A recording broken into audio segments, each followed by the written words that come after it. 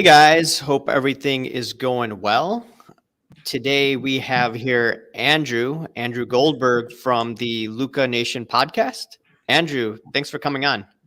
Raul, you know I've been a big fan of yours for a while. So we've had you on our show. I think what was it, once or twice? Twice. Twice. I've always liked how you thought, man. I think you call it how you see it. You call people out, but you provide evidence. So I wanted to be on. I actually reached out for you to have me on, and you're like, dude, I'm not going to throw you softball questions. Like, I'm going to ask you the real shit. So I was like, let's go for it. All right. Before we get into some of the comments, I wanted to ask you about your collecting/investment journey in this collectibles arena. How did you get started in this? Like way back, we moved here. I'm an immigrant from Ukraine. So like we moved here, and my grandma would like take me to flea markets, and we'd buy Disney movies and Brett Favre and Terrell Davis cards. I don't understand why. And it just like started rolling. And back then I had like a binder and I just collected cards. And in the summer, just had fun. I played soccer my whole life. So I love sports. I love reading the stats on the back.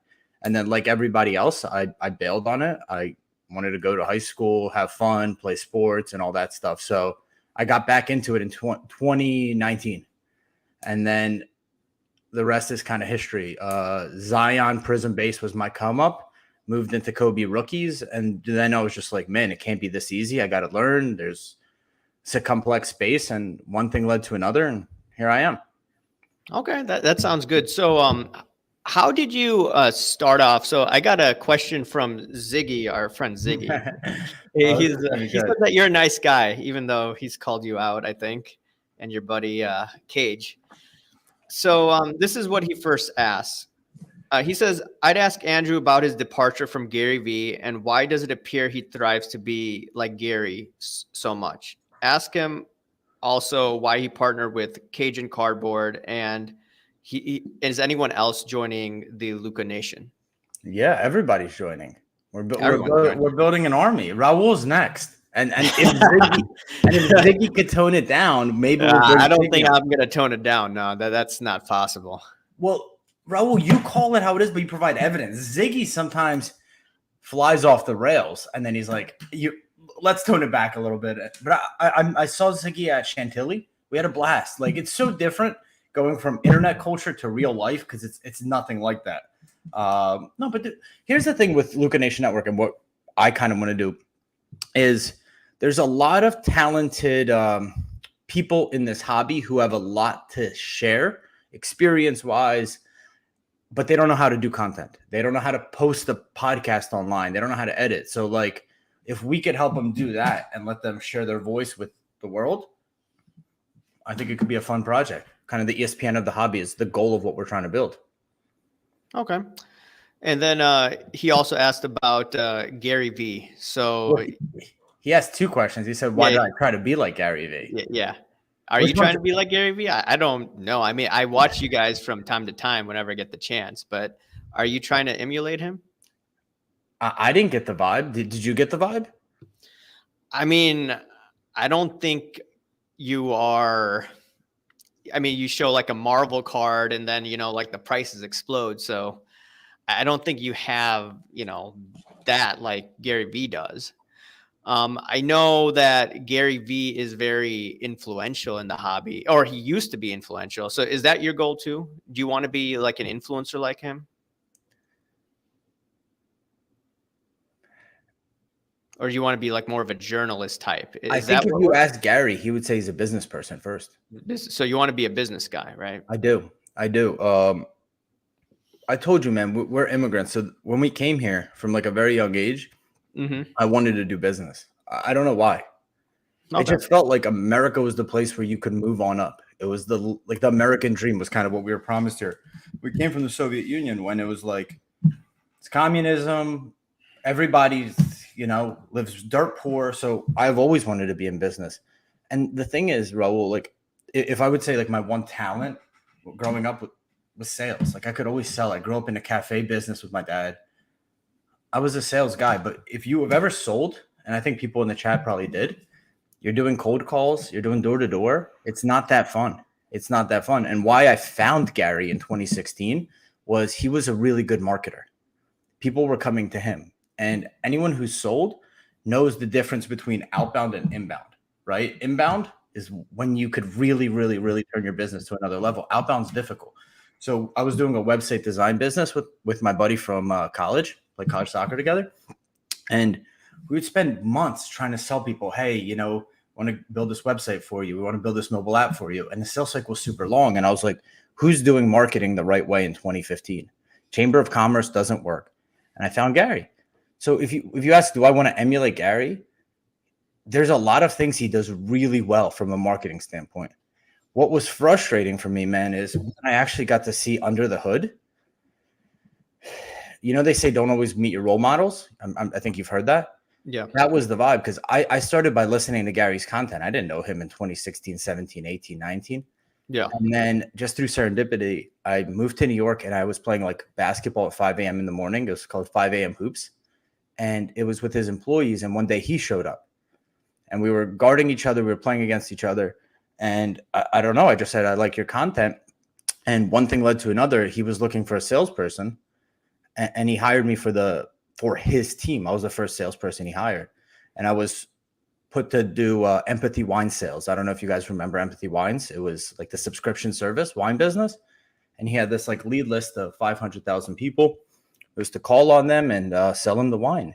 And what was interesting is I think I did pretty well. I was there for 6 months, sold about $120,000 in business. And long story short, like one day I just got a call and it was like, hey, can you come see HR? And they let me go. So I thought of it from like a sports perspective, like why did I get cut from the team? When it's performance based, you get it. But when it's not, you have questions. So do I try to emulate Gary? From one standpoint, yes. But from another standpoint, I'm like, I don't know the guy anything. So it's complex. I think it's really complex. And I think about it a lot. Okay. Fair enough. Yeah. I mean, I found out, when I got into cards, I never heard of Gary Vee. I mean, I went to, when you were a kid, you said that you went through a thrift shop. I went to an antique store and then it just resembled my childhood. Oh, cars. You could like buy them, collect them, speculate in them. So that's how I got in. So, and then I heard about Gary Vee in March of 2020. And I was already in cards before then. So. And Chicago's a huge sports city. Philly's a huge sports city. So like we love our teams there. We love sports. I've always loved sports. Okay. Sounds good. All right. I know we're going to see comments like these. So he's talking about Star Stock and your sponsorship. And I know that your show has many sponsorships. And I get messages and what a lot of them say is, hey, you guys are pumping this and you you really don't care about the brands, et cetera, et cetera, et cetera. So can you just explain this? Because, I did a video, you must have saw it, about card porn, about conflicts of interest. And then people, saying like, hey, conflicts of interest, you guys are running a show, et cetera, et cetera, et cetera. But before I do let you answer, here's my take on sponsorships. So if you have sponsorships, all I say is, be upfront and honest. And also I prefer people to have paychecks rather than handouts from the government. So that's one thing. Now, what irritates me is people that have, potential, if they call themselves watchdogs and then ignore like the shady stuff, that's what irritates me the most. So I'm going to do other videos on card porn, but explain this about your sponsorships and all of this in the comment down below. Well, the question's about Star Stock, man. And if I could go back, it sucks. But like, talk about transparency, right, for a second, because I think two sponsorships that I've learned a lot from is Star Stock and HGA, right? So Star Stock came in, I think it was early 2021 was when we first partnered with them, and they want to kind of become the stock market of raw cards, right? And they approached us and they said, would you be willing to do a weekly show where you talk about some of the cards that are trading on our platform? And we said, yeah, let's give it a shot. We met with Scott. We did the whole thing, but we never, obviously everyone will have kind of their own take on things, but our goal is just to provide information to our audience. We've done that from day one. You could ask our audience about it. We answer all of our questions, and we just try to provide the information and say, hey, this is what happens. And with Star Stock, they eventually changed their business model from stock market of raw cards to slabbed cards to live breaking and all that stuff. And they came to us to do live breaking. And that was something that we didn't want to do. We never did breaking because we felt like we'd leave our audience 80-90% of people would lose, 10% would win. So looking back, obviously it's easy to see in hindsight, Star Stock failed, HGA was weird, but for us, we just try to provide a transparent show where we talk about the stock market on Star Stock, for example, and let our audience decide if this is something that they want to do or not. And I think anyone you ask from our audience that had their cards stuck at Star Stock, we went to bat for them and messaged our people there, went above and beyond to try to get those cards back. It sucks, man. It really does. But I think if you ask people, we're transparent about all of the sponsorships, and we do our best to try to give back. Okay. Yeah. Another message I got was you guys were before pro HGA and now you're with the SGC. So why the switch? Why the switch on that? A million reasons. For one, HGA was really struggling towards the end of our partnership, and we terminated it a little bit early to say, hey, if we could end this partnership and maybe you keep a few jobs, if it's obvious that you're not getting the submissions you were. HGA came into the grading space when PSA and BGS were shut down, and SGC was doing $75 submissions. So HGA kind of capitalized on a really interesting market. If you remember last year, kind of like March time. So it was that simple. They weren't getting the submissions. We said this wasn't a good fit, and we terminated in December. And ironically, 2 weeks later, I was with family on a family trip. SGC reached out and said, do you want to partner with us? And one of the cool things we did, and looking back, it was just purely accidental, but we asked them to do 50 free submissions every month to give back to our community. So we do always try the best we can with the resources we have to, when we profit, our community profits. And they were able to give us 50 free submissions every month, and we did our best to pass that on to our viewers. Okay, well, let's look at some other comments here. GMF Collectibles, what's going on? AIH changed the game. I think he is right, dude. You're the fastest growing channel. You are the fastest Sports growing Card channel. Radio. They're the fastest growing as of right now. Steve Splenda, oh snap, hanky panky baby making shake and bake. What's up, Steve? Steve Splenda and I got into it on he on messaged video. me about it. I told him to stop sending 20 different comments. Just put it in a paragraph form. All right. BK Sports Cards. Who owns card porn? Andrew, who owns card porn? I thought it was this dude. Well, dude, I don't want. Yeah, dude, let's not dox him. Okay? Allegedly. Everything's allegedly here. Yeah, no, card porn loves Cage. Card porn never liked me. Even once I gave him a shout out, and somehow they turned that against me. Yeah. Do you think it's still independently owned? You think because they're going easy on Golden and Nat? Yeah. And they've always gone easy on Golden and Nat. They've always PSA is a big deal, man. A lot of people have their money tied up in PSA one way or another. If you think about it, right? What are companies, right? They sell shares, and shares are ownership of that company. In one way or another, when you buy PSA slabs or any slabs, you're sort of buying shares in that company, because if that company does well, your slabs at least retain value. So there's a lot of dollars tied up, especially high value dollars tied up at PSA. So it is what it is. That's just how the industry was. But it wasn't always like that, bro. It used to be Beckett, right? People used to only grade Beckett. Right. I'd be curious, and why we did the show in the first place is Cage has been in this hobby for 4 decades, man. I would say I'm a novice. I'm new and I'm trying to learn.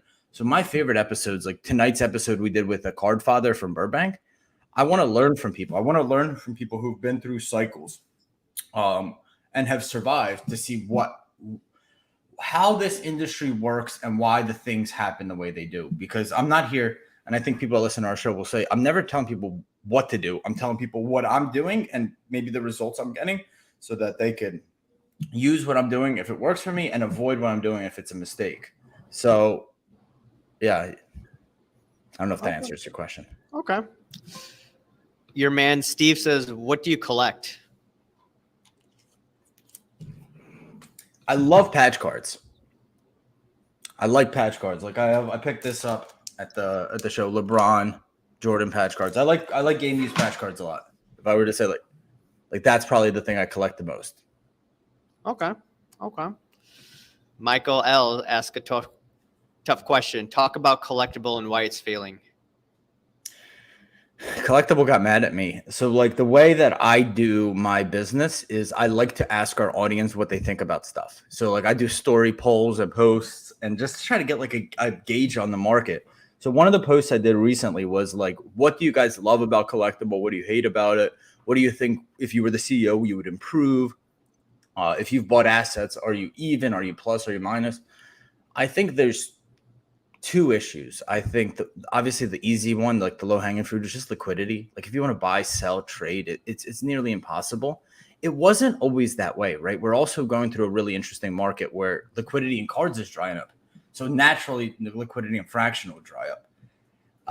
I think also when you release items at the peak of the market and the investors that are buying into those items, 80-90% are underwater, it's hard to sell that product, right? Because what's your testimonial? I grew up in a small business where the only way we acquired customers, Raul, was we did a good job. We made a good sandwich. We made a good smoothie. And they told one person told two told four. I don't think anybody that's used collectible or a very small amount could say, hey, by the way, I used it. I had so much fun. And I also benefited from it. Or I'm not losing money, right? So the word of mouth is working against them.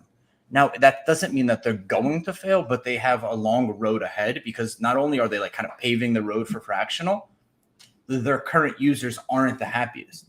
But I'll tell you, something surprising is when I did that poll, a lot of people came out and said, we knew from the get that this would be a long-term investment. And that was surprising to me because I thought people would be pissed. Okay, yeah. The thing about fractionals and collectible, I remember, have you watched any of my interviews with Don? No. Okay. So he's an old buddy of mine that comes on some podcasts, pretty intense. But we were talking in 2019 of starting something up like that. And I said, I don't have the funds. The time I think for fractionals would have been made the best sense is 2019, 2018. And I think a lot of the fractionals were buying, I think in March and February of 2021. I think they're going to be coming back, but I think the aggressive buying was close to the top when people saw, hey, we can make a quick buck in cards. I think that's what happened. Exactly. And it left people holding the bag, right? That's how they view it. They're like, I put, 500 in and I have 150. Yeah. Let's look at some of the comments here. Randy says, let the hanky panky begin. Dude, you branded that. You got to make merch, Raul. Yeah. I actually got it from my parents. So there you go. This vintage 128 popcorn. Is Gravy V still a thing? I think he means his Gary V still. Yeah, I know. I see him on IG. He still does his posts and content. He moves from thing to thing to thing. That's his, that's his shtick. He'll go, trash talk to cards to NFTs. Then when they're slow, he'll go elsewhere. And dude. There's a great saying in business: "It's like marketers ruin everything." He's a fantastic marketer. Do I agree with all the stuff he does? No, but okay. This, I don't know too much about the NFT. Is this? I don't know. Is this? What's his name? Gary V. I don't know because Ziggy said something about you and an NFT. I don't know too much about it. So you want me to tell you about our NFT? Yeah, you could go ahead. We released a Luca Tiger NFT like for our community. So it was a $200 buy-in right around. And it was for people who've listened to us, who wanted to support us.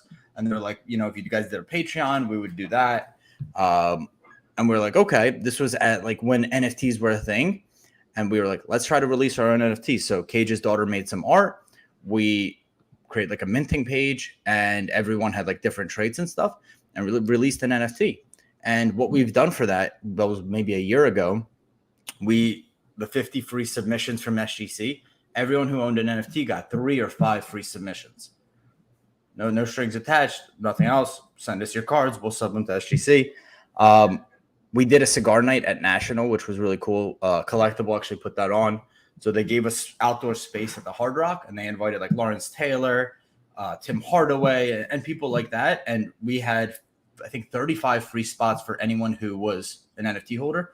We said, come on in. And that was free. And Cage did some cool stuff he had like Tiger cigars. He did like a little giveaway box for people. We do random like airdrops and rewards for them, like Top Shot or Panini Direct. We'll say, send us your wallet and we'll send them a gift. It's just a way to like try an NFT. I think most people that have bought one will say they got as much, if not more, value from it. And this is 1 year in and it's lifetime value. So we want to try something new. It was a success, man. It was a success. And now we're going to do a cigar night in the future. And anyone who owns an NFT, we're going to, if we do one at National, you have free admission. In Chicago. We'll do one in Chicago, I hope. Yep. Smash that like button. That's right. Smash it. Gary V is a businessman. He's a hustler, nothing more, nothing less. He's a good marketer. That's what I have to say.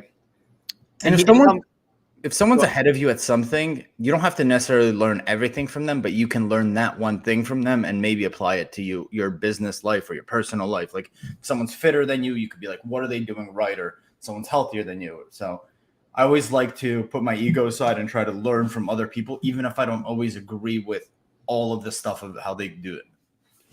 Okay. All right. Ryan, I think you messaged me. I think we talked a little bit about HGA, but he says, I'm confused why Andrew feels a sponsorship is required to talk about particular topics. Can't he just talk about it without getting paid by the company if that's what he truly wants? So how do you respond to people when they ask that or say that? I think most of our content is that. Yeah. I don't think I said that I need the sponsorship to talk about particular topics. Like we've had people from all different sides of like the aisle and businesses on our show. We've never really charged them to come on our show for an episode. We talk about many topics we've never gotten paid for. Okay. Steve goes, exaggerations. It was 5 comments and I dropped the comments as I watched. I'm too low IQ to formulate all at once. My brain works in bullet points. So that was trying to make humor of it. So there you go. Was Steve agreed with me and I still can't put him on blast. He comes on my live sometimes. I don't know if you've seen those. I like your lives. I like when you dig into individual topics. I think you have a really interesting sense of humor too. Well, you'll you'll have like damning evidence, and you'll be like, maybe. Like I think you're interesting. I don't know. I mean, the loaded box is, And speaking of that, so I know you and Cage, you're saying like, hey, we like some of the stuff AIH and Sports Card Radio does, but like these are conspiracy theories about the loaded boxes, and then now it comes out that. You could look, at least for the Panini Crown Royale, you could determine the sequence. And if you see the sequence, you could see, hey, is there a Kaboom card or is there a nice hit? And it's been proven online by multiple breakers and individuals. So have your thoughts changed on that since you did that video? I didn't say it was a conspiracy theory. For sure I didn't. Okay. Maybe it was Cage. See, Cage and I, our show is like a point counterpoint show. So sometimes it might be like even more exaggerated because like we did a show on Nat Turner this week and it did really, really well. And Cage was the counterpoint. I was like, this is the most absurd thing I've ever seen in my life. First off, why is he grading with the company and why do the cards look like shit? On the loaded boxes, man, it depends which angle you're looking at this from. Because if you are Panini, and we could talk about Panini for years, isn't it in their best interest to get the cards, the best hits in the boxes that are going to have the most marketing and the most eyeballs behind them? Now, ethically, I don't agree. But from a marketing and eyeball standpoint, I do understand it. Yeah, I mean, that my initial thought process was that potentially Panini, maybe someone from Panini's leaking these codes out to the breakers, and then the top dudes are using it to their advantage. So I always thought that the backyard bros are getting some sort of insider information. And they also break a lot of product that helps too. So bada bing, bada boom, you get the hits and you get the whales coming in. That was my thought process. All right, Dan the Card Man, what's going on? What time is it in Australia? He did a really good job with his videos with the Michael Jordan cards graded from BGS to PSA. He did a good job. If you guys haven't checked it out, I would highly recommend it. Yeah, I've never seen you mad in a video like that with you and Cagler. You were like so ticked off about it. So, well, dude, I'm also like you. Like, I'm not living in luxury. Like, I still struggle. Like, I want to sell cards, and if they don't make money, I'm frustrated just like everybody else. So it's a tough market in that. And then I think with the frustration that we all have is like, at least just give us a fucking fighting chance. Like, if it's set up that these guys get loaded boxes and these guys get preferential grading treatment, how are we supposed to make it, right? Like, I think that was a little bit of the frustration pouring out too. Okay, fair enough. Okay. Ziggy says fractional is a gimmick. Wish you called out the BS Babe Ruth sale they did in 2021. That was awful and shows what collectible is. Greed, not hobby. I don't remember that sale. Can I talk about that actually? Yeah, sure. Go ahead. And this is maybe this is probably the frustration I had with our show before. I've kind of figured it out now. We do an episode every day. It's impossible for people to honestly keep up, and they might be able to watch a snippet here, a snippet here, a snippet here, but miss a lot of the other substance. And sometimes the substance is like you'd have to watch it for 3 days straight to kind of understand. The way we got the collectible sponsorship is we did call them out. So what they did was they IPO'd a Babe Ruth Baltimore news card, and they priced it at like $6 million, but they only offered 1%, right? So they said 99% return, 1% is offered, which was I guess like $60,000. And we're like, so they valued it at $6 million, and we're like that. I mean, Cage actually did a good job. I didn't really know anything about it, and they reached out to us and they're like, hey, can we come on the show and clarify how we got this pricing? We did that, and that one thing led to us doing a weekly show where we just talk about this is overpriced, this is underpriced, kind of like a market review of fractional. So we did actually call them out, Zig. You could go back. It was last May 2021. Are you still sponsored by Collectibles? I'll break the news here. So I did that story post. They got mad at me, and I said, fine, I hear you guys. So Cage is doing these short kind of like 5-minute videos, 3-minute videos on IG. We are still sponsored by them, but I'm not doing the video anymore. Okay. Thanks for clarifying. I'm surprised you came out here. That's interesting. Okay. All right. BK Sports Cards. Jeff Wilson is avoiding me on my card porn question. So I see later in the comment, Dan stated that a rep, I believe, of Jeff Wilson said that he is not affiliated with card porn. So I guess I don't see that happening. I don't think he was. I think that was, maybe from Hobby Shark. I like his IG channel. I just watched it.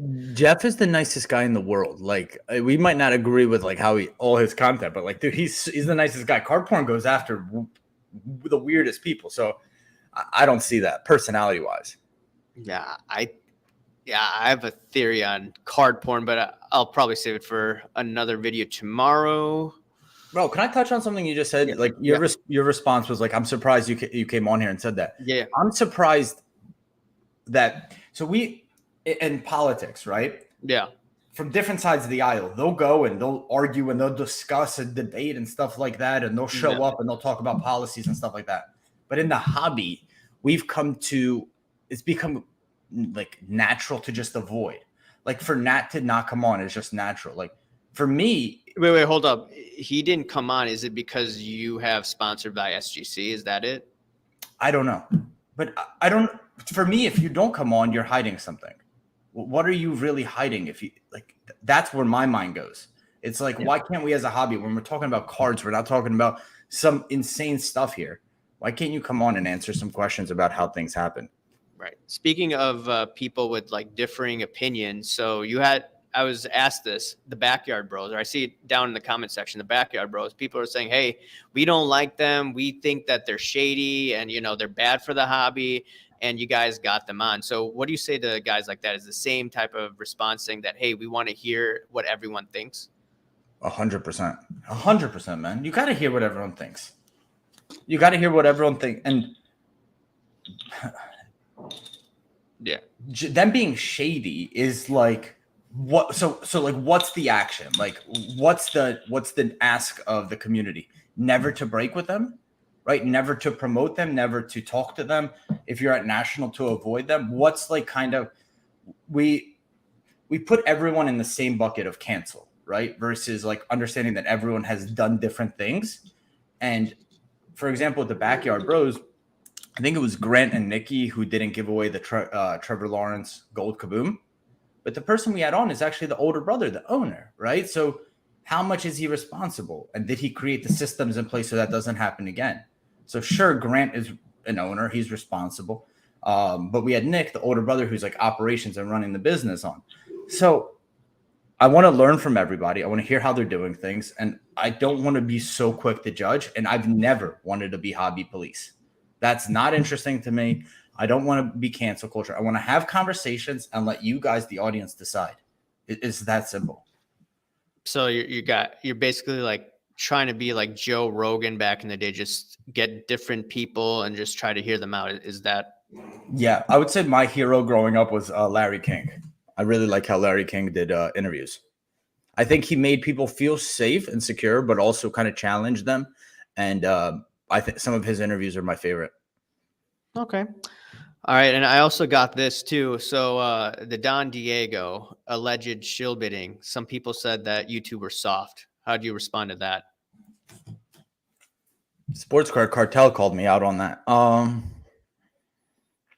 What's the right line to toe? So like, I'm always looking myself in the mirror as like a host, and I've changed my approach. I think if people who followed us from like the first day, which I kind of feel like a baby, to even now to where I'm going to be, I think about kind of my approach as an interviewer, and the right way to go about stuff. And I think the environment and the context of an interview changes.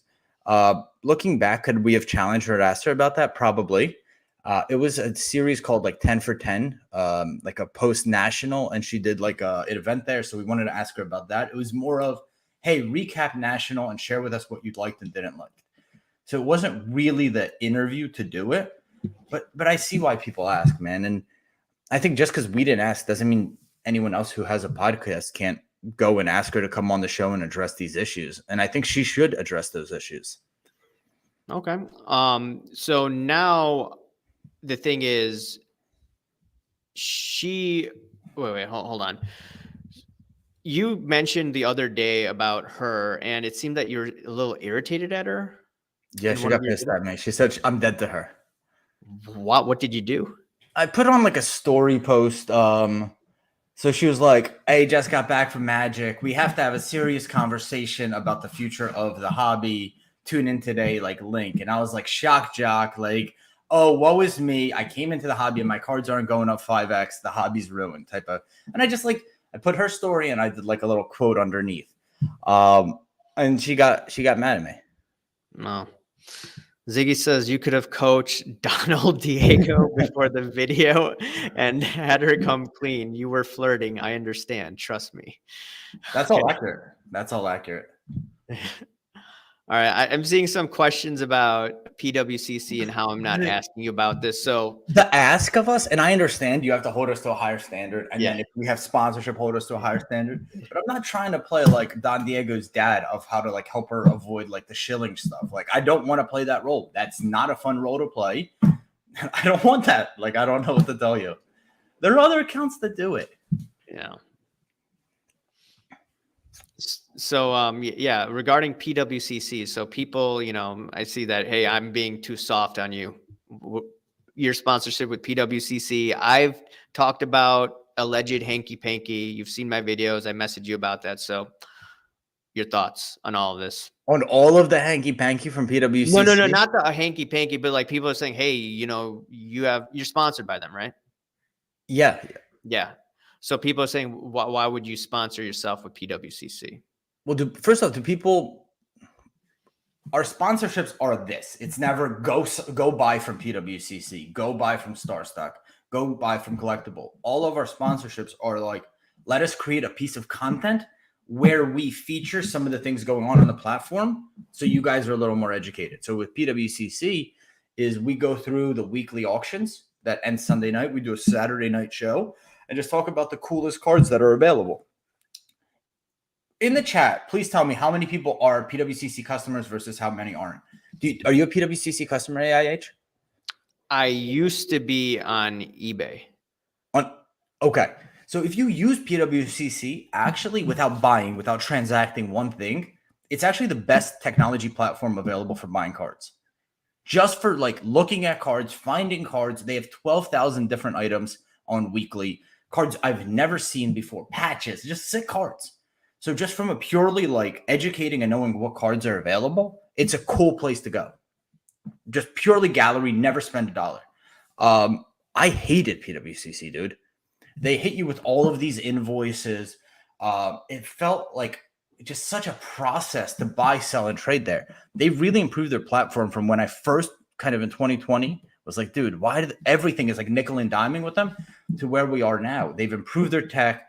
Their buying features are better. Their search features are better. And all the hanky panky, we could break it down one by one, man. Like, I don't know which one specifically. Someone saying that I'm being too easy on you. Adam N says, too easy on shill bidding pass at PWCC and famous shilling coach email. So people are saying, hey, you're associated with the company that has these allegations. And how do you respond to that? I don't know what the famous shill coaching email is. Can we talk about the first one, which is eBay kicking them off? Yeah. We didn't even provide a single shred of evidence. What the F is this? Like, we can't just go around like accusing everybody and be like, they're shill bidding, they're off. It's not a single shred of evidence. Well, the other evidence was he's talking about the alleged text message that I've seen where the CEO allegedly sent someone now who's dead to shield their account. But that was, I think, from a few years ago. I think she died, I think, in 2018. So this must have been an older text message from my memory. So that's what people say to me. And, now people are saying, hey, you're too soft on Andrew. But, I want to get all these topics through. So if because of the email from the past, and that just sounds like a crazy scenario. Who died. No, I don't know if it's Sports Card Radio that unveiled that. If you don't want to use them, don't use them because of that. Like, I don't know what you want me to tell you about that. The shilling with eBay, I was actually outspoken before we were partners with PWCC, how outrageous it is. Like, you can't just go around and accusing people with no evidence or businesses with no evidence. Because here's what we sometimes forget is like, okay, PWCC was shilling. Panini is giving loaded boxes. But it's not like the whole company gets together. It's usually one person, right? But when we make these accusations, there's like 120 people working at PWCC. Are they all guilty? Do they all deserve jail? Do they deserve their business to go out of business? So it's like we're so quick to like guillotine dead without a shred of evidence, without anything else like that. So I try to get away from shock jock and I try to like just look at the facts. And I haven't seen one thing of evidence that PWCC is shilling. In fact, from what I've heard is they're much, much more. I don't think their employees are even allowed to buy on their platform. That's how much they've gone over the top to provide security and safety. So that's where I stand on stuff. I take it case by case. Is it in their procedures? They're no longer allowed to do that? Yeah. Okay. I've heard stories here and there where people are not obeying it, but that is just what I've heard. Okay. Ziggy says, this is what I think people are referring to. Sports Card Radio info on trimming with PSA and PWCC and FBI. SCR should do an updated video on PWCC. So I think it stems around that info, which I think Ryan and Colin were doing in 2019. I think that's where it all stems from. All right, let's look at some of the older comments. So this is from Cage. Cage, what's going on? Maybe you should come on. I don't know if you'd want to, but you're always welcome to come on my program. All right. I asked Cage, should we bait and switch Raul and you'll come on as opposed to me today? If Andrew could fight one hobby influencer, who would it be, and how would the fight go? He can't say Cage because he is a fat and old, and that's not a fair fight. Who would I fight? Vadim, bagels and wax. I think it's because we're essentially the same person. And wait, who's this guy? Vadim, bagels and wax. Good guy out of New York. Huge heart, always willing to help the next person, but he'll let him know that he's helping him at the same time. Okay. Our episode with him, that was another 10 for 10 national series. That was a funny one. That was a really funny episode. Let's go through some of the comments here. Phoenix Rising 2430 Cigar Night. Oh man, I missed out. Hope they have this the next time. We're trying. We want to have one at Burbank for Super Bowl weekend. How we think about it is like if you're having a large event and there's outdoor space, we could set up and just like cigar night. Maybe we could bring an athlete, have some like little giveaways and stuff like that. So hopefully we have one at Burbank and hopefully we have one at National next year. Okay. People need to realize not all partnerships are bad. And also it's like without these companies who have money, how are we supposed to organize and provide value to the community? I think everyone's like, we don't need more influencers. We don't need more content. No, we need better influencers and better content. All right, let's go through some of the comments here.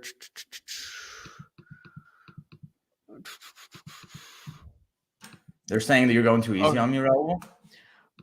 I'm going to get in the message section because I didn't cover all the comments, but I did get some messages and did ask you some things. BK Sports Cars, is it appropriate for someone sponsored by a grading company to do content on another grading company? So you having SGC and then you talking about PSA? Yeah, it is. You have talked about SGC too, from my understanding. We talk about everybody. That's what we do. We're a daily show. I think like it's natural when you're sponsored by somebody to have the perception of a conflict of interest, but I don't think it's necessarily a conflict of interest, if that makes sense. Like if you're just transparent about, hey, we're sponsored by X, Y, and Z, you guys know that. Take what we say with a grain of salt, but here's my opinion. That's what our show was from the get-go. It's an opinion show. If you don't like it, don't click on my face. Click on someone else's face. I'm not charging you anything for it. It's my opinion and it's Cage's opinion. And usually the truth is from that like friction, you know, from that, hey, have you thought about this? Or, dude, I've been in this way longer than you, Andrew. Shut up. This is how it works. Or, hey, Cage, okay, amazing, but people are kind of sick for paying 10x for PSA 10 slabs that they might not even look that nice. The card might be an SGC 9, a BGS 3. So I think of course it's appropriate. We're an opinion show. So this is someone says, Rahul, you've been pumping up this interview, but have yet to ask the hard ass questions. Let me send you a list of real questions for the Luca Network guys. Okay. Send them. Yeah. I told you some people would be like, I'm too soft. You're fine. You know, it is what it is. You know, at one point we had over 100 people on this podcast. Is that right?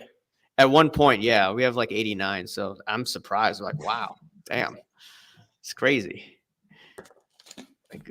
I want us to work together in this down market to build a better hobby. Like, I love your audience because they call out the bullshit, but like, not everything is bullshit. And I think there are good people in the hobby that are trying to make this a better place. How do you determine who's a good person and not? Because I personally, I don't have too much confidence in a lot of people here. I'm just being honest with you. I've seen this, you know, in the bullion industry over a decade ago, you know, just growing up, you know, I grew up, you know, in a very diverse area. I met all groups of people and I just learned that, that you have to, watch out for yourself. And just different experiences that I've noticed, and especially this industry for sports cars, this is not regulated. I'm not a fan of government regulation, but if there's hanky panky in a regulated industry, what happens when you're in the wild, wild west? So this is just, me thinking out loud. So how do you determine who's a good guy and who's not a good guy, or who's a good gal and who's not? Because I fairly don't even trust a lot of people. I'm being honest.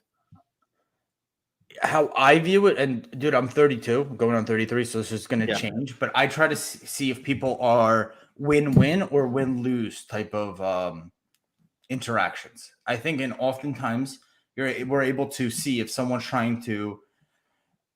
they're trying to win on, and someone else is trying to lose, right? Versus creating win-win scenarios. So with our show and what we've been able to do is we have relationships both with our community and with the different businesses in the hobby.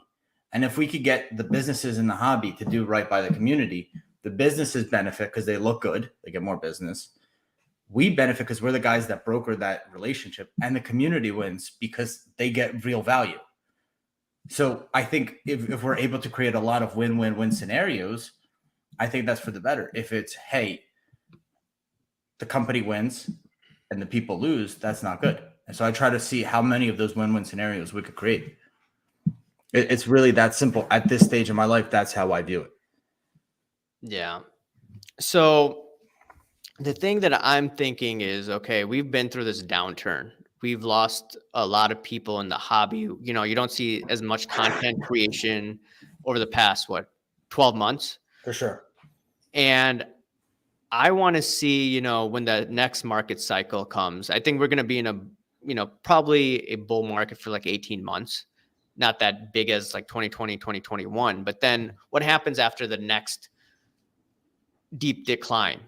I want to see who stays. We're going to be in a bear market, right? Bear market for the next 18 months. No, I think we're going to be probably in somewhat of a bull market. It's not going to be crazy, but I do expect somewhat of an increase. From here on out?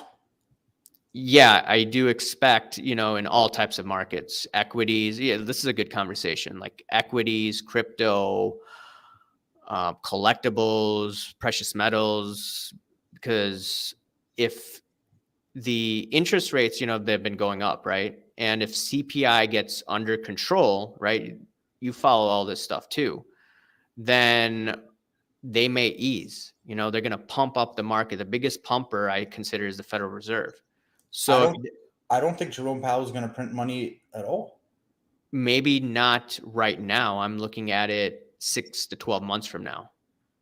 And if you're looking at that situation, and, I don't want to get too much into politics, but there's an election in 2024, right? So what will, the power structure want, right? They're going to try to pump it up probably before the election cycle. And they'll do it via the Federal Reserve, in my opinion. Now, that's not a good idea, in my opinion, but that's a different story. So what happens? You get asset prices going up. So you don't think that prices are going to remain going up, right? If that's your theory, then they will. I think most of this is money supply thing. If money was printed, like my previous life was Wall Street for like 2 years. That was when they started the quantitative easing and just printing money to stimulate the economy. Yeah. If you think that will happen, if that's your theory, and we assume that theory is accurate, then I do believe that the markets will go up. I personally, from what I've watched, I think that for them, inflation was the number one thing, and they're just attacking that stuff. So the last thing on their agenda to do is print money. So I think we're going to enter into a period of stagflation. That's my own opinion, where there's still inflation. It might not be 8%. It's 5% by whatever metrics you have. But really, the issue is going to be high unemployment. The economy is not growing. So people can't advance in their career. They can't find high-paying jobs, but the cost of living is going up and people get squeezed. That's what I'm seeing in cards. That's why the liquidity is drying up. Is it's so expensive to live now compared to just 12, 18 months ago. So, of course, I'm not going to be buying cards. I just want to pay for gas and buy groceries and be able to survive this month. I think collectibles are 99% economy driven, or maybe let's call it 80% economy driven, and the other 20% is manufacturing. So like Panini's printed so many cards, man. There's just no way it could sustain. That's true, but there are cards. I'm looking at the cards that aren't in high supply. I'm not looking at the junk slabs. I'm looking at, hey, there's some scarce Jordan, scarce LeBron cards that have taken a beating, right? And my theory behind sports cards is they're very sensitive to interest rates. And I look at the 10-year tips, 5-year tips, and in a positive yield environment, which it is for the 10-year and 5-year, this is looking on the future, you've seen the prices go down. And now, if the 10-year yield goes down, 5-year yield go down, bonds rally.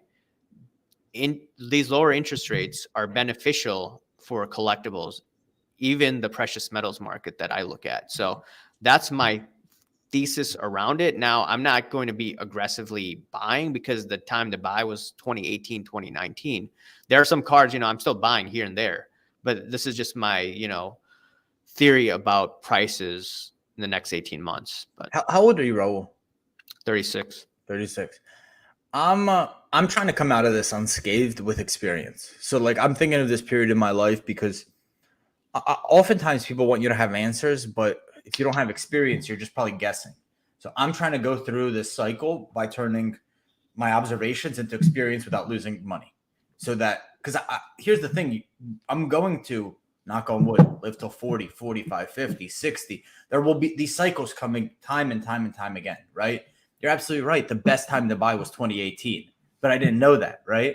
So now as I'm going through this, I'm watching, I'm learning, I'm observing. So for the next bull run, I could be in a position to capitalize. That's how I'm doing it. And that's what I'm urging our community to do is experience tax.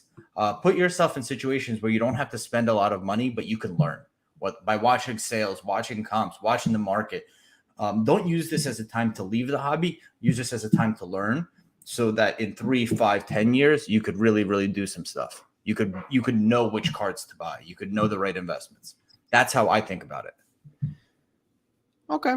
Fair enough. Fair enough. I've looked at precious metals and they tend to like act in a similar manner to collectibles. So that's why I'm coming up with gold, this. silver, and But and that's the toughest market to trade in. And but here's my issue, and I've tried to, I love listening to like what's that guy, Mike Saylor and Peter Schiff. One's Bitcoin, one's gold, right? So diametrically opposite, and they're both really convincing.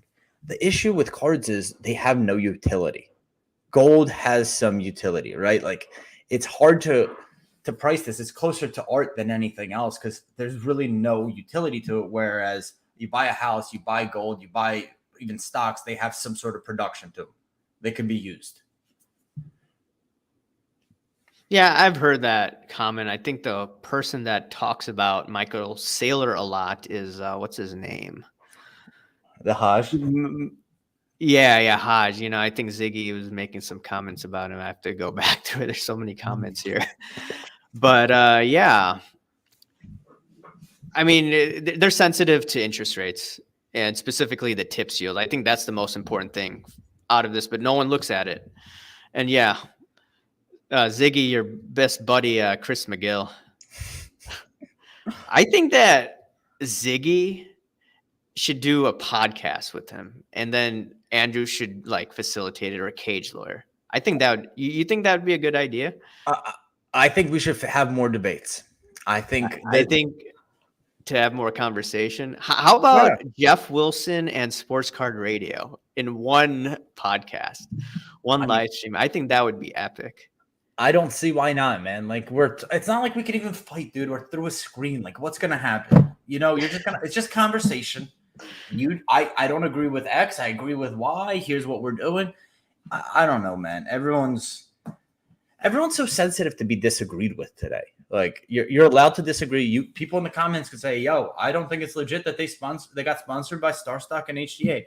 Someone else could be like, "Hey, they have to pay the bills, right? They have to pay the bills. They got to take care of their team." Oh, speaking of sports card rating the house, what's going on, man? Is it Colin or is it Ryan or both? You never know. That's the thing. I know Colin has his investor channel, so I think it may be Ryan. But oh, okay, wow, he's watching. They respect you, man. You've done a good job with your channel, and it's been more consistent recently, right? You used to do like once in a while, and recently I think you do every day. So I started off maybe a couple days a week, but then I was like, hey, I need a distraction from the political world. I mean, whatever your political beliefs are, I think we both agree that the system is way too tense, right?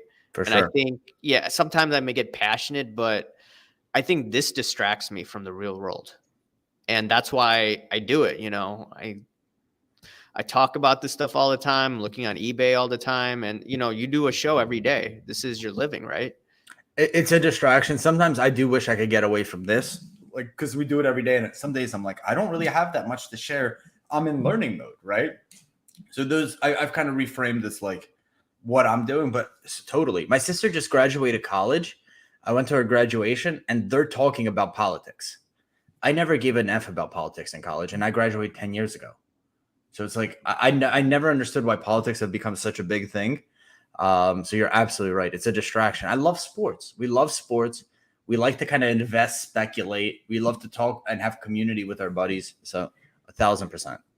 Yeah, for sure, for sure. Plus, I think we all like to argue a little bit too. Like, I think if some of it is okay here and there, nothing too excessive. I think that's when it. I come from a family where, like, over dinner, we get around dinner and the goal is to kind of argue. Like, my dad will argue with his dad, and then they'll argue with me, and so I come from that. So I need an outlet. I think a lot of people love that. They love a good debate. I think my parents make sure they don't get any hot button issue because I'm just gonna like go off on it. Like, you're the vocal one in the family. What happened? You're the vocal one in the family. Yeah, I have the most. People say I have the most outrageous thoughts, so they're like, okay, yeah. Like my sister-in-law, they always make sure like don't bring anything up in front of her because she gets offended. So it's quite interesting. Sports Card Radio and Jeff debate on Will Greer. I would watch that. I would pay money for that. Definitely. Ro, could I ask how many people you think would watch that? I would think that there'd be like 5,000 on a live stream. Ro, I want to ask you something. So yeah, how do we properly rate companies like past transgressions, right? Like, we all are humans. We all make mistakes. How do we, like, on what scale, like from the Will Greer thing to PWCC and their past stuff, like, what's the right way to be like, okay, we can't let that happen again, but we shouldn't do a death penalty on that business or person. Death penalty, and, like, you know what I mean? Yeah. So this is where I think Dan the Card Man, he's in the chat here. I think he would be the best one to answer. He's in audit, so he works on internal controls, external controls, not external, but like internal controls, how to improve them. So I would first look at what are the companies doing to improve their internal controls? Are they working to strengthen them, or are they just avoiding the situation? And people that, you've seen me, I've gone into like heated debates with people. Are they trying to, when I scrutinize a company, are they trying to improve their system, or are they trying to just, look the other way? And right now, like, I'll give you an example, PSA, right? I think they need to improve their internal controls. And right now, they're not doing the best job out there. I mean, I will wait for Nat Turner to give a response regarding the PSA 10s, for instance. And if he says that, hey, we're going to work with our audit team or accountants to strengthen our internal controls to make sure this doesn't happen, I'm not going to be buying from PSA, or I'm not going to be grading with PSA. That is a huge conflict of interest, et cetera, et cetera, et cetera. If he's moving along in that direction, that's an improvement, right? But if he's just like, okay, I'm just going to avoid it, and the next scandal comes, they're going to talk about it, everyone's going to forget about it. I think that's how it goes. So that's, I think, the issue with the hobby. But then once again, where do you go? We may complain about eBay, but eBay still I like buying from, And people could say, complain all you want, but we still use the platforms. It's like, are we building our own platforms? But then if you build your own platforms, you have to deal with the shady people in the industry. So it's a tough question. I think keeping pressure on the companies, but being sensible, like that. I agree with you on the Nat Turner thing. Like, just come on, anybody's show. There's plenty of amazing shows. Like, this is not an attack show. You'd ask the right questions. Like, come on and say, this is what we've done to improve the process, right? Yeah. Someone from eBay. Here's why we did the eBay authenticity guarantee. We know it's not perfect, but here's how we're working to improve it. PWCC, same thing. You're absolutely right. That's how we view it too. That's why we try with the episodes we have, we do the best to bring those on and let you guys kind of be the deciders. You know, I don't like what they said here, but I like what they said here. Okay. So I think this is from Ryan. So this is what he was saying. With PWCC, the owner, Brent, did text a customer to bid on his 1936 Joe DiMaggio card. Darren Ravel was working on his story, but the customer died. The text was originally on the Net 54 forum. So that's where all that was coming from. All right. And then I think I saw another comment here. Let me look at this. Oh, yeah. Well connected. Sports Card Radio. You should be ashamed of yourselves. Oh, man. That was fun. BK Sports Card says Ryan Collin versus Curator in Murley World in a steel cage match for the ages. Who do you think would win that? I don't know who Murley World is. Curator's buddy. You don't watch this show? Do you know who the great curator is? Or no, I watched the live stream. It was the one thing I didn't like was that he was like, "It's a privilege to watch my content." That didn't sit well with me. But the rest, I'm not a PMG guy, right? Like, I'm more of a sports guy. So like the whole PMG pump was never interesting for me. The Alcaraz pump, you know, it's funny what triggers us, right? So like I was never a curator guy because I don't watch PMGs. I don't like Marvel. That was never my thing. But Alcaraz with Slab Stocks, Card Talk, and those guys, that was really annoying to me. So I wanted to bring that to light. So I think we all have like different pain points that really get us triggered. So did you just say Card Pod Talk or Card Talk Pod? Like, and it's not definitive, it's alleged, but like NetPro released these Carlos Alcaraz cards on their website for like $3,000. It's like a patch auto. Just like hit buy it now and you get the card shipped. They released it on September 3rd. Took like a week or two to get delivered, and he won the US Open, right? And that card next sold at Golden for $31,000, like 4 weeks later. And Slab Stocks and those Card Talk Pod guys were like sharing it on their story. Slab Stocks. Was it the same serial number? No. Okay. But here's the thing: like, so the card went $3,000 to $31,000. Yeah. In a month, and they were promoting it. And they were like, what's going to happen with this card? What do you guys think? They were sharing it on their story. And they know what's going to happen with the card. Any card that goes $3,000 to $31,000 comes back down. And then they did a market review where it was like, oh, recent sales are $17,000. But the recent sales on that card now, less than 2 months later, are back in the $7,000, $8,000, $9,000 range. So just back to your original point, it's I didn't follow the thing that you were covering with Curator, but the tennis stuff, because I had watched sports and that was more, I guess, appealing for me to call out. Yeah. So I looked at the tennis player dude that you're talking about. I didn't follow the ins and outs like you did. Right.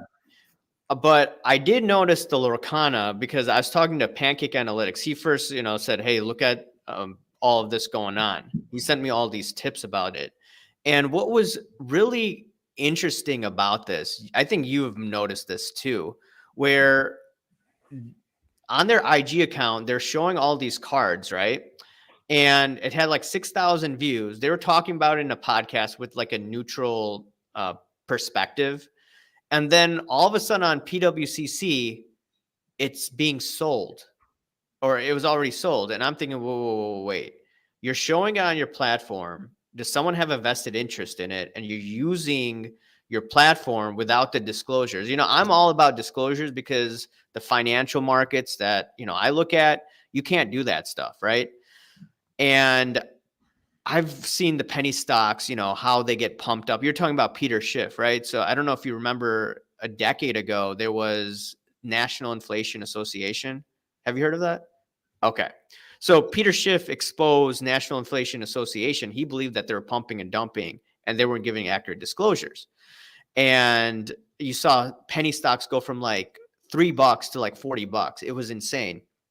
So I'm just saying, like, hey, with Lorcana, I mean, yeah, it wasn't that much money, but still, ethically, I'd have to disclose it. If I'm talking about a card, multiple cards, right, and thousands of dollars, I would give disclosure. Hey, I'm selling this on PWCC, or I'm selling on Four Sharp Corners, et cetera, et cetera, et cetera. You know, so Yeah, it's really not that like just transparency, right? Just be like, hey, be transparent, and that's what I would tell them. You know, I know you've gotten on what CC2, maybe like offline. Tell them that, hey, look, tell someone who's a vested interest, disclose it if anyone's associated with it. But here's what I've noticed. It's really easy to say I'm not an owner of the card, right? yeah, but maybe someone I know really close is, but then I don't feel that need to have to disclose it because I'm not the seller of the card. I'm not the buyer. I'm just talking about it, right? you're talking about it, but it's on your platform. You're discussing it and you're showing this on there. So I don't know. I just think that it's slimy, to be honest. But you know, someone would be like, hey, you don't need a hobby police to come in. You know, you make your own decision. That's what the counter argument is. The video that did it back to the Gary Vee thing that really was the nail in the coffin for me was if you guys search Mr. Beast Gary Vee CryptoPunks in YouTube, you'll find it's like a 3-minute video. And Gary called Logan Paul and Mr. Beast late at night. He's like, hop on this Zoom. It was all these big wigs. And he was like, buy, I think it was CryptoPunks or Bored Ape, buy CryptoPunks right now. So you got this whole group of people with a lot of deep pockets to buy CryptoPunks, right? And then he started talking about CryptoPunks on his Twitter. CryptoPunks went absolutely berserk. The people in that room profited off of them and sold them. Well, what did they do with that money? They bought into VeeFriends. So, sure, he'd never sold his CryptoPunk, right? He has that. But they just reinvested the money into his project. And I was like, is it illegal? No, it's not regulated. But that sure shit is not ethical. Yeah. So someone would be like, hey, you guys were involved with VeeFriends, right? At some point. So what someone told me, or no? No? I mean, was I'll Cage tell you, promoting VeeFriends? So we got 1 box. We sold it off on like Whatnot. We did a break, 1 box, influencer box that we told people about. Never spoke about it again. And then I went to VCon where I set up a booth and sold VeeFriends cards. That's my involvement with VeeFriends. Okay. We crushed it. Can you believe this? So I'm not a dealer. This is probably the first or second time I've ever signed up for to be a dealer. And I'm going to VCon. One of their guys hits me up. They're like, we have space at VCon. Do you want to go? So I'm like, sure. I hit up a friend. And I was like, do you have any VeeFriends cards? He's like, yeah, I bought all these VeeFriends cards. Do you want to take them and sell? So I, out of all 40 dealers, was the only one that brought VeeFriends cards. And they just sold out of VCon. It went nuts. None of the cards are mine. It was my buddy's. Sold all his cards, all his boxes. Yeah, that was the involvement. Okay. All right. Dan the Cardman says vested interests are rife. If you or a friend is into a market, you can't just talk about it on a platform. It's disingenuous. There's a reason why people have that inherent belief to not disclose. Yeah, it should be disclosed, whatever you're doing. You know, if you are really enthusiastic about a particular card, any influencer listening, just make sure you make the proper disclosures. You know, that's just me. Because then people are going to scrutinize you like crazy. So like speaking of this, so I've talked about this in my video. So Ziggy did a video about what you and Cage did. I think you interviewed Dan Fleischman or something like that. Is that I think you had him on twice. Okay. This was, I think, in August of 2021. Okay. And what happened was there was a Zoom call, right? And it was a ton of cards were bought by rich people like Aoki, celebrities, etc. I can't prove anything. I thought there was potentially some hanky panky going down. Ziggy thinks the same thing too. And others have messaged me saying it could be. So what do you think about a situation like that? You have an influencer like Gary Vee can tell people, hey, look, all these cards. And then I think Dan Fleischman was on it too. Like, is everything being disclosed there? Are there any potential conflicts of interest? You did interview them. I mean, you do know a little more about the industry and what goes on there. So what do you think about that? I think what they did was they got their, like, in just long story short, I think they got their rich friends to buy into some of the cards that they thought were good investments, was kind of like the gist of it. Like, so Dan Fleischman knows Aoki. Aoki maybe knows another guy, and like that sphere of one percenters. And I think what the conversation was on the Zoom call, they were like, you got to buy these cards, right? No. All right. Well, Connected says the Lorcana pump was crazy. See, I've seen that, but again, I'm not like a Disney guy, so yeah. What's his name? Yeah, Pancake Analytics knows a lot about that. I did a call. So Pancake Analytics, this is a funny one. Like, he once left a review on our Apple podcast, like, review pages. Like, these guys used to be good, but now they kind of suck. And then in the DMs, he was like, I have some feedback if you'd be open to do a call. And maybe like 4 months ago, we did a call, and I just picked his brain. What do you think we should do better? He talked about the transparency as well. The transparency in what you're buying and selling was his big takeaway. And the transparency in who you're partnered with and why. Okay. So what I want to ask you is maybe we should cut off in the next few minutes. What do you want to tell everyone out there? Maybe like a minute or two before you head off. Anything? Or you've pretty much said everything you needed to say. Anything that you wanted to discuss? I want to have more conversations with people. I want to be on more shows. If we've never, if you have something to share or you have a platform and you want to come on our show, reach out. And if you want to have me on, I'm happy to come on. I just want to have more conversations. I think in the hobby, sometimes we have like the group that calls everybody out and the other group that's a promoter. And I don't think that there needs to be this huge divide. Like, I think people with sponsorships could come talk to this group and vice versa. So I think my goal is to just bridge that gap and say, hey, if you guys ever want to be on our show, reach out. And if you ever want to have me on the show, reach out. Yeah, I think there's a lot of people that don't want to have tough conversations, or even, some people are saying, hey, okay, I didn't grill you hard enough. But regardless, we did have a conversation. And I think, just because, I call out a lot of people in the industry, I do think that these conversations need to be had on, right? And here's how we're not going to have one conversation, right? Like, I plan on being in this industry for a long time. So in 5 months, you might listen to one of our shows and say, what the F is Andrew talking about here? Yeah. You DM me and you say, Andrew, can you come elaborate this on our show? Because I totally don't agree. Or, hey, Andrew, you just signed this big sponsorship. Are you sure, like, this isn't going to be a conflict of interest? Can you come talk about it? It's just building that bridge to say, I'm not going to ignore you. I'm going to do my best to come on the show and explain. And I think if more people start doing that from all sides of the aisle, we'll at least have open, honest conversations from the business owners, the influencers, the people that call stuff out, the community. That's what I found works. Yeah, that's true. Oh, yeah. One other topic I wanted to get into, Kurt's Card Care. Yeah, this is the one. This is where we're like, you're saying like, oh, you were like just spouting off on nothing. So I wanted to hear your side. And I think, I saw you show Kurt's Card Care. Do you use that a lot, man? Yeah. You use it? You're actually showing that? Wow. My God. I don't. He's one of the most passionate. So I met him at Dallas just by accident. And he's super passionate. But let's have a debate. Yes.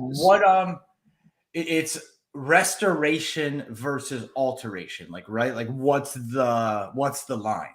Is that fair to say? So restoration is more for art, right? Okay.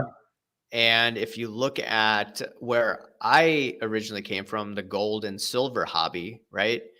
You can't use this stuff unless you're, like you're saying, restoring the card or the Okay. coin. There are services to grade restored cards from PCGS, which is owned by collectors, but at the same time, you're not going to get a high grade. And if you go to sports cards, you artificially increase the amount of supply of PSA 10s, or you're with SGC 10s, et cetera, et cetera, et cetera. So it dilutes the supply. And in my opinion, it defeats the challenge that I have. I'm like, hey, I have a raw card here, right? And I'm not talking about, microfiber cloth. Okay, fine, fair enough. I'm talking about the use of any solution, chemicals, et cetera, et cetera, et cetera. Well, I wouldn't do that. Even though I could potentially turn cards into a higher grade, I could get more money. It's just the principle like, hey, look, I'm doing it for a challenge, right? I got a Khabib card. I don't know if you watch UFC. I love Khabib. Okay, yeah. So I got a raw card, $25, 2020, Okay. right? Express send it. Didn't clean the card at all. It was in the top loader from the dude from Canada. And I get a PSA 10. It's a 2013 blue refractor, very scarce card. Nice hit. Yeah, and I didn't do any of that. And I feel like this is amazing. I didn't use any chemicals. I didn't cheat. I said to you, this is cheating. We exchanged a message. So that's how I view it. Like, I view it for the challenge. I look at it, hey, I don't need to use that stuff, and I still get a high grade. Your thoughts? I think it'd be fun to poll the audience, because I think, as with anything, it's nuanced, right? So chemicals, like, is alcohol a chemical? I think you'd say it is, right? It's just, well, I wouldn't use it. Whatever, however you describe it, define it, right? I would not use it. Microfiber cloth is the only thing to wipe off dust, which Nat Turner stated is fine. What are the like PSA's policies? Did he ever answer you on like what's okay and what's not? So he said microfiber cloth is okay. In terms of chemicals or solutions, Kurt's Card Care, he did post on his what is it called, Instagram, and Kurt responded to him, but he messaged me saying it's a gray area. It really is. And if hypothetically a grading company would be like, hey, this is not allowed. Cage doesn't do any of that. But if they say we don't allow this, I wouldn't use it. But they never have said that. And most of the stuff, what people don't realize, this is like has like a little bit of alcohol in it and just a spray that like takes off fingerprints. The one big illusion was like the polish. And the polish stuff, it doesn't really get scratches out. So like it was a whole bunch of fuss for nothing. I don't have like a strong opinion on it either way.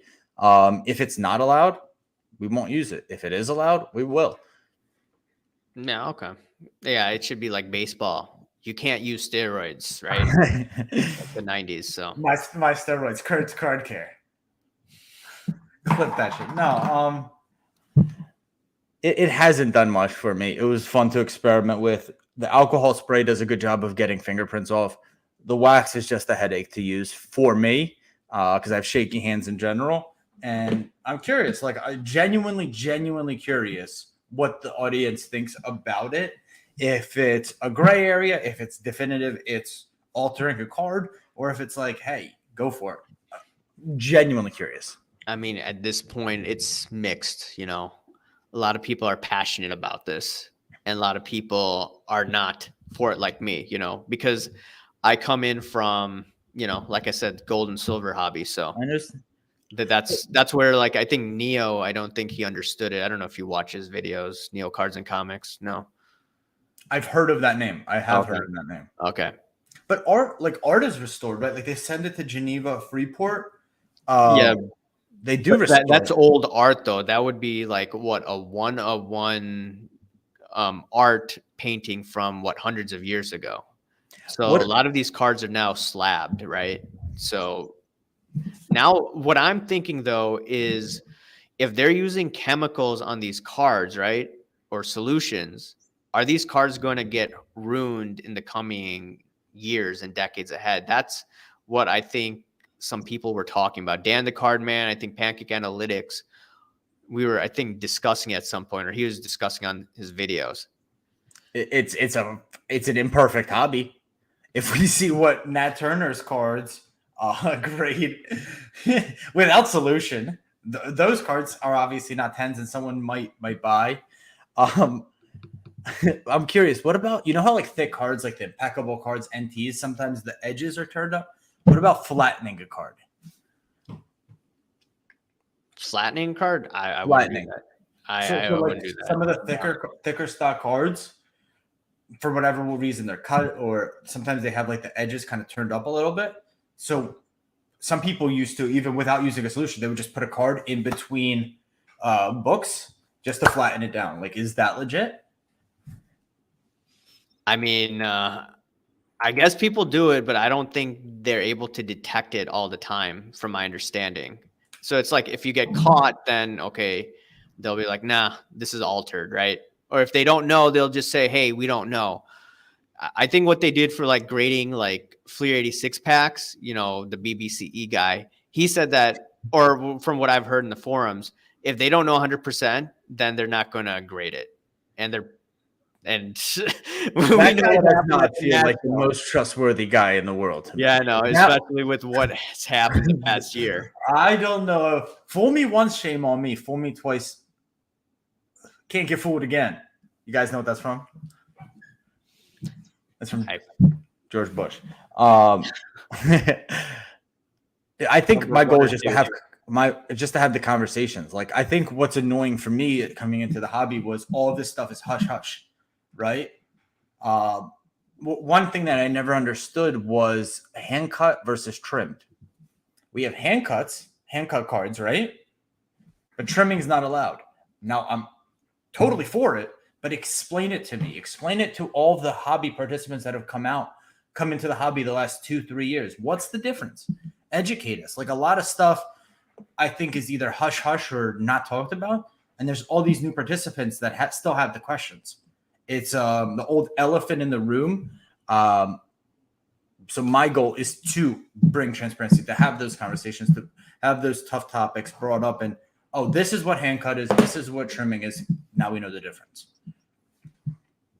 Fair enough. All right. So I think maybe you should come on. Maybe we could bring on a guest. You know, Sports Card Cartel, right? He's on. Yeah. So we DM'd him, and he's been on my program. So maybe we could have just all three of us. You know, I don't agree with him all the time.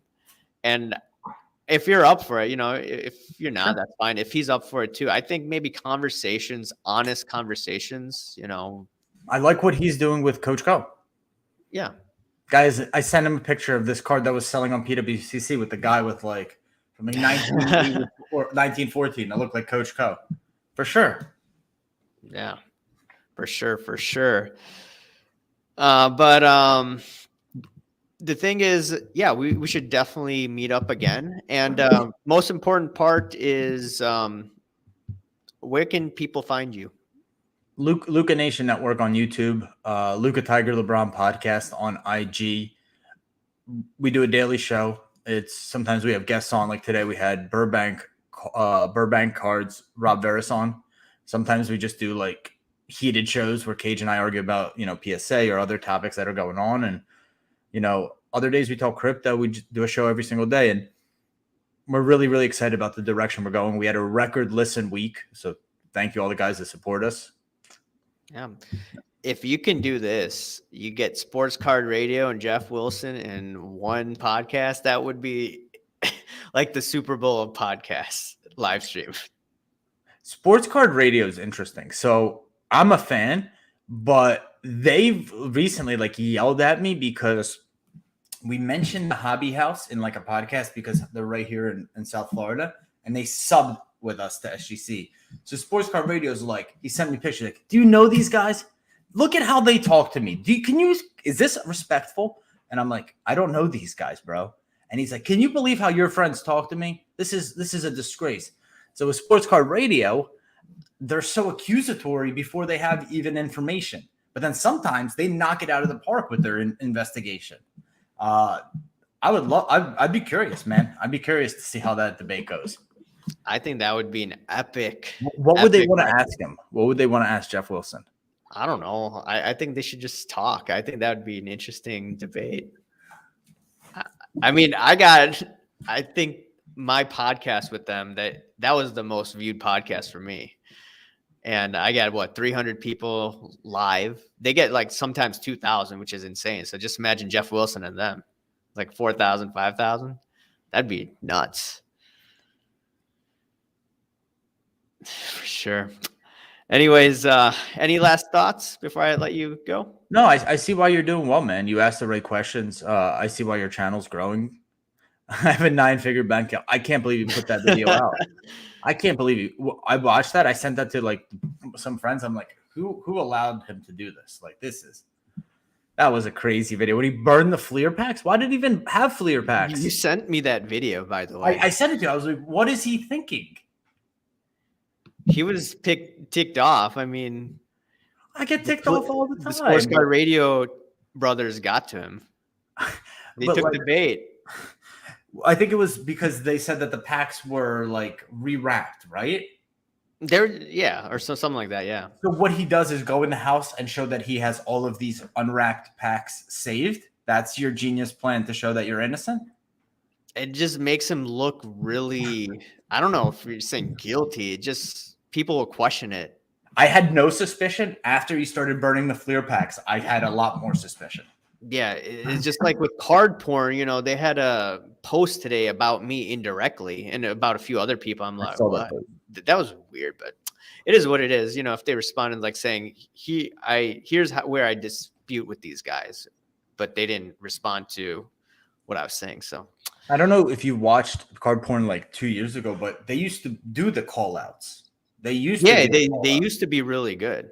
But you can't just call people out and not have your name at stake. Like, what makes what we do actually work is because we're willing to put our face and reputation on the line for what we believe in. Wrong, right, or indifferent. You can't hide anonymously and do the same thing. That's not fair. No. Last comment before we go. Ryan's going to ask. I'll ask Jeff, is Will Greer a better investment than Kyler Murray? Again, I will say about Jeff Wilson, his team has been very, very nice to us. And he's been very nice to us. And I've never seen him hurt or harm a fly. So just like, because sometimes we get into this, like, we don't agree with the person, so we kind of hate them. I think it's important to separate how someone goes about their business with like the character of a person, right? Like, he is, from my experience with the guy, he's been nothing but kind and friendly to just about everyone I've seen. Okay.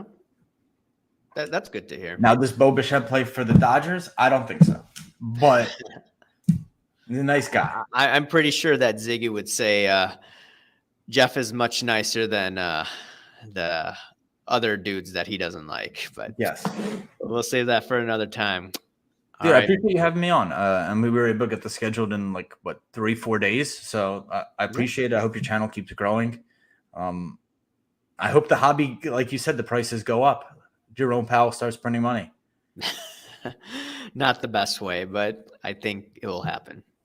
But anyways, thanks for coming on, and we shall do this another time. Thank you, brother. Thank you, everyone who watched.